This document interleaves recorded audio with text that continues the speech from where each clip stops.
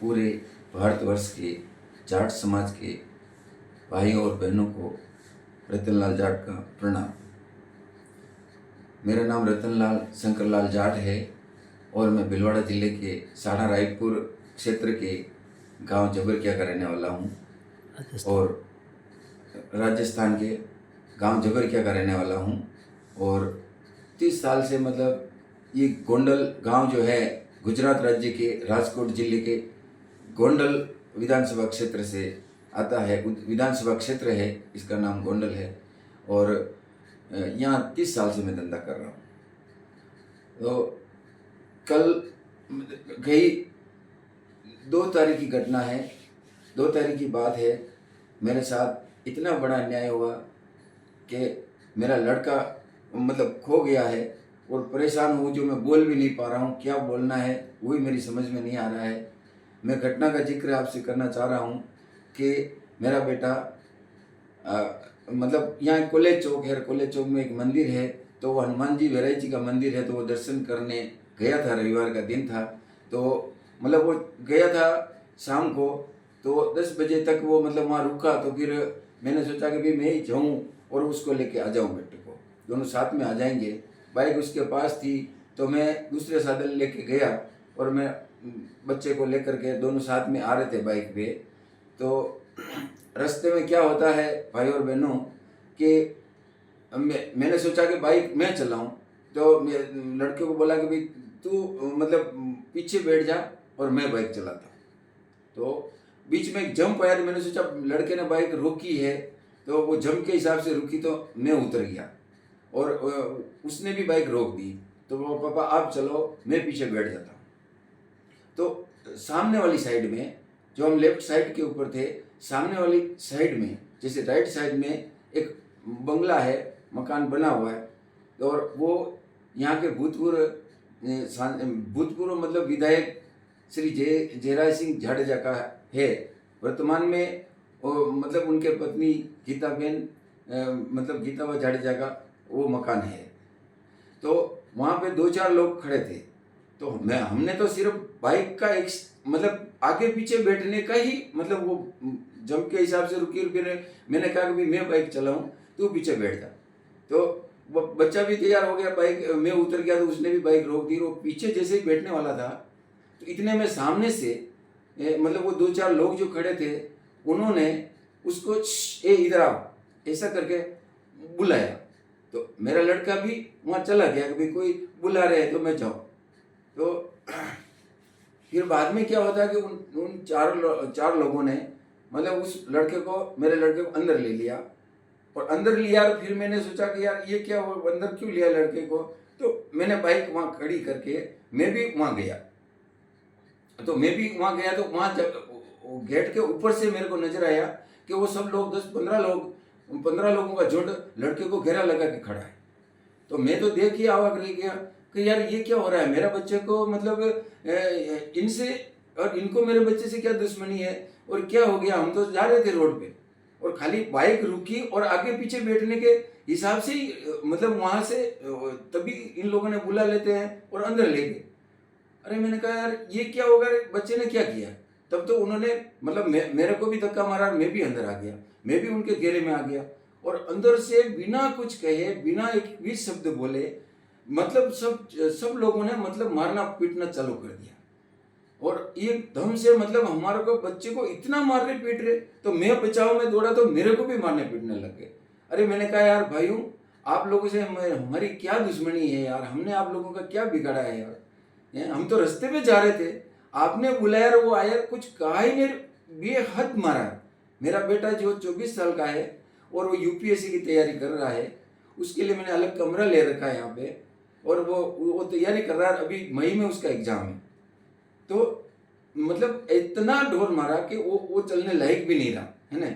बड़ी मतलब बहुत हाथाजोड़ी की उन लोगों के साथ, तब जाके मतलब वो छोड़ने के लिए तैयार हुए। और फिर मेरे को मतलब मैंने बाइक पे वापस आकर के उनसे बहुत रिक्वेस्ट की, तब जा करके उन्होंने उठा करके मेरे बाइक पे बच्चे को बिठाया। लड़के का बहुत भयंकर डिप्रेशन, मतलब चलने लायक नहीं हुआ। और लड़का जो तैयारी कर रहा है यूपीएससी की, तो आप समझ सकते हो भाई और बहनों कि उसके दिमाग में क्या गुजरा होगा।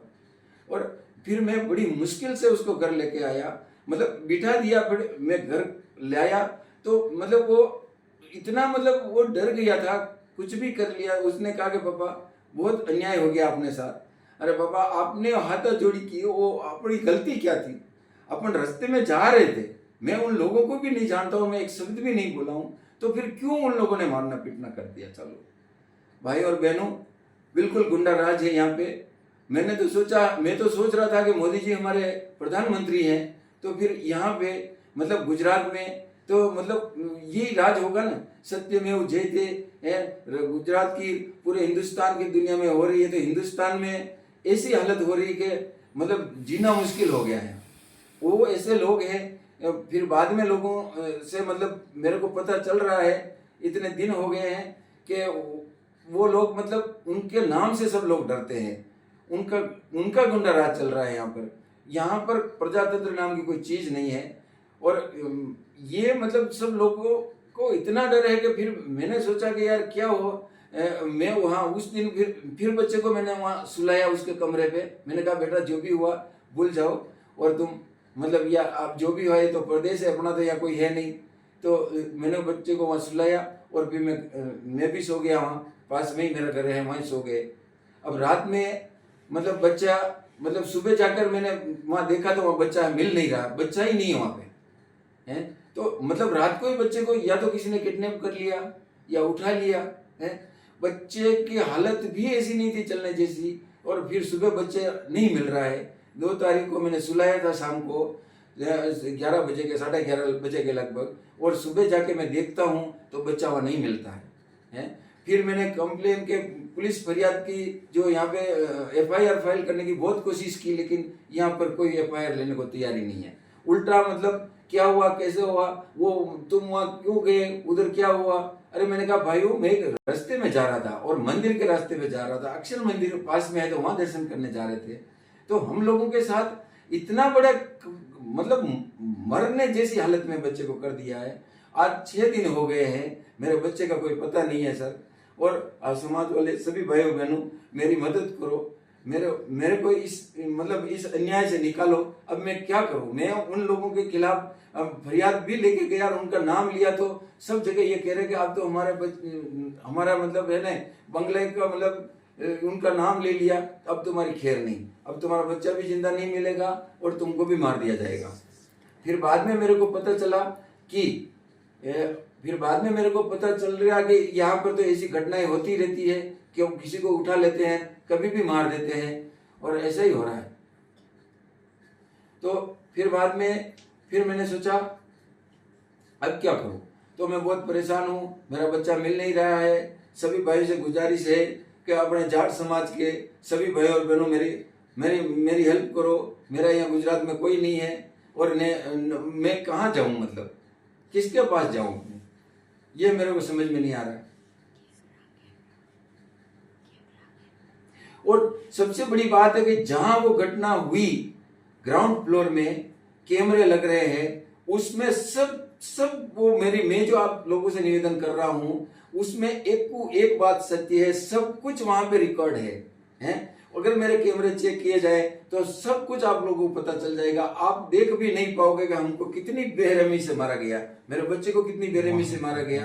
मैंने वहां उनको रोकने की बहुत कोशिश की, लेकिन वो नहीं रुके और मुझे भी मारने लगे।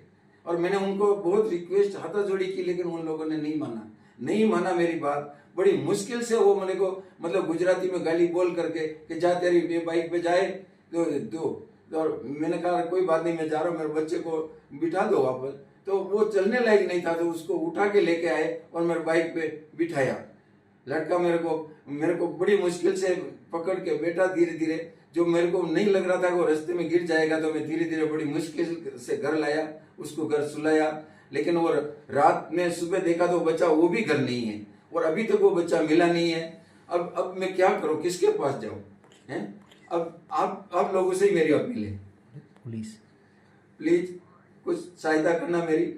आपकी रतनलाल जाट हूँ, मैं भी आपका ही समाज का ही हूँ।